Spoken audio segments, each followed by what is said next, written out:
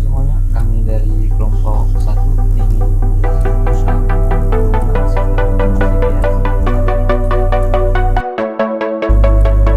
apa sih yang dimaksud dengan sistem otomasi. Sistem otomasi sendiri merupakan suatu teknologi yang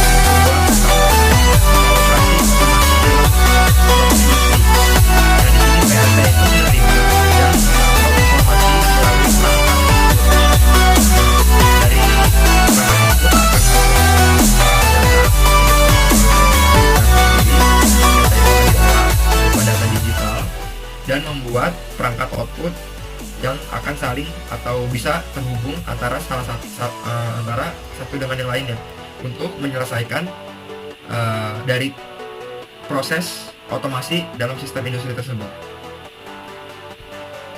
Lalu kita akan masuk ke komponen PLC. Komponen PLC ini terdiri dari dua bagian, yaitu yang pertama ada komponen perangkat keras, yang kedua itu komponen perangkat lunak. Nah, kita masuk ke yang pertama itu komponen perangkat keras. Komponen perangkat keras ini terdiri dari beberapa bagian, yaitu ada yang pertama ada CPU. Gunanya itu untuk memeriksa status input, menjalankan program, dan memperbarui output. Lalu yang kedua ada memori. Memori ini sendiri gunanya itu untuk tempat untuk menyimpan program dan data pada PLC. Lalu yang ketiga ada power supply. Power supply ini gunanya itu untuk mengalirkan sumber daya listrik pada PLC. Lalu yang keempat itu ada input, yang dimana tugasnya itu untuk memonitor perubahan status dari perangkat input yang tersambung ke PLC. Lalu yang kelima ada output. Output ini gunanya untuk menghasilkan sinyal yang akan dikirim ke perangkat output. Lalu yang terakhir dalam perangkat keras ini ada programming device, dimana itu gunanya untuk memasuki dan memonitor user program. Nah, lalu kita masuk ke bagian kedua dalam komponen PLC itu adalah perangkat lunak, yang dimana komponen perangkat lunak pada PLC ini berupa bentuknya itu diagram header atau kode mnemonic. Oke, hari ini saya akan menjelaskan tentang PLC dan sistem otomasi industri. Nah, untuk penggunaan PLC-nya ini, sistem otomasi industri, di sini akan saya terapkan di beberapa bidang, mulai dari industri otomotif, karet, dan pulp and paper. Nah, untuk penggunaan PLC dan industri otomotif, PLC itu digunakan untuk memonitoring mesin produksi untuk memaksimalkan tugasnya. Nah, sistemnya ini bertugas untuk memonitor semua penempatan komponen, lima waktu siklus peralatan, pendeteksian komponen yang cacat. Selain itu juga PLC-nya ini untuk mengontrol tingkat presisi dan pergerakan komponen untuk keperluan produksi, sehingga data statistik yang tersedia nantinya bisa menggunakan analisa bakat proses produksi dapat dikontrol dengan baik. Nah, penggunaan PLC-nya ini juga bermanfaat untuk quality checking. Selain itu juga digunakan untuk internal combustion engine monitoring untuk memperoleh data dari sensor. Nah, ada beberapa hal yang menjadi target pengukuran seperti timing, suhu oli, suhu gas buang, LPM, torsi, dan lain-lainnya. Nah, itu untuk di bagian industri otomotif. Nah, selanjutnya ini di bagian industri pulp and paper. Nah, proses operational blending bahan pembuatan kertas itu menggunakan sistem PLC, mulai dari proses pengukuran bahan hingga penempatan hasil jadinya.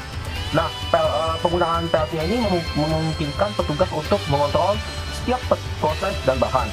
Selain itu juga PLC ini memudahkan petugas dalam memperhitungkan bahan dan jumlah produksi yang diproses. Selanjutnya, PLC juga digunakan dalam persiapan batch untuk pembuatan kertas, termasuk dalam hal mengontrol proses yang berjalan. Setiap tangki batchnya itu membutuhkan resep sesuai kebutuhan dan harus diatur melalui entry operator. Nah, tugasnya ini nantinya dilakukan oleh PLC karena sistem ini bisa mengontrol logik agar penembahan bahan kimia sesuai dengan level tangki. Itu yang di bagian industri pulp and paper. Nah, yang terakhir ini saya akan menjelaskan penggunaan PLC dalam industri karet. Nah, industri karetnya ini merupakan salah satu bidang yang dimanfaatkan oleh PLC dalam proses produksinya. Penggunaan PLC-nya ini untuk mengontrol dan memantau berbagai kegiatan produksi ban, mulai dari cetak tapak, pembentukan ukuran, pengetesan durabilitas, penulisan timbul, dan lainnya. Setiap prosesnya itu membutuhkan jenis sensor yang sesuai kebutuhan agar hasilnya sesuai dengan harapan. Penggunaan PLC-nya ini secara substansial berfungsi dalam mengurangi usaha yang diperlukan dalam proses produksi. Nah, sistem PLC-nya ini dapat mengurangi resiko terjadinya kesalahan dan kekeliruan dalam produksi. Oke, selanjutnya saya akan menjelaskan alasan penggunaan sistem otomasi PLC ini itu pada industri. Nah, jadi alasannya itu tuh adalah bagian dari otomasi industri yang makin banyak digunakan, tidak hanya didasarkan pada beragam manfaat yang telah disebutkan sebelumnya. Nah, berikut alasan mengapa makin banyak perusahaan mengandalkan PLC ini dalam kegiatan produksinya akan dijelaskan sebagai berikut. Nah, jadi ada 3 poin. Kenapa alasannya? Yang pertama itu PLC merupakan alat yang mudah digunakan. Jadi itu sangat membantu para penggunanya itu dalam menggunakan PLC ini. Terus PLC ini dapat membantu perusahaan untuk menjalankan tugas-tugas yang kompleks. Nah, dan yang terakhir itu tuh PLC juga dapat digunakan untuk memprediksi perlu atau tidaknya pemeliharaan mesin gitu. Jadi ya dengan penggunaan PLC ini pada industri itu dapat memudahkan penggunanya itu dalam memproduksi beragam hal gitu. Nah, berikutnya kita masuk ke dalam manfaat PLC pada industri. Nah, dia itu ada 5 manfaat yang akan saya berikan kepada kalian. Nah, yang pertama itu meningkatkan produktivitas industri, itu sudah pasti. Nah, kemudian itu mempentingkan adanya peningkatan kualitas produksi. Terus yang ketiga itu menurunkan biaya produksi. Dan keempat itu tuh meningkatkan keamanan dari kecelakaan di lingkungan kerja. Dan yang terakhir itu meningkatkan fleksibilitas produksi. Nah, dari yang saya sebutkan semuanya itu manfaat ini itu semua itu berkaitan dengan produksinya. Dengan adanya PLC ini maka manfaatnya itu tuh bakal lebih banyak dan beragam gitu. Dan itu sih untuk alasan dan manfaat penggunaan PLC pada industri gitu.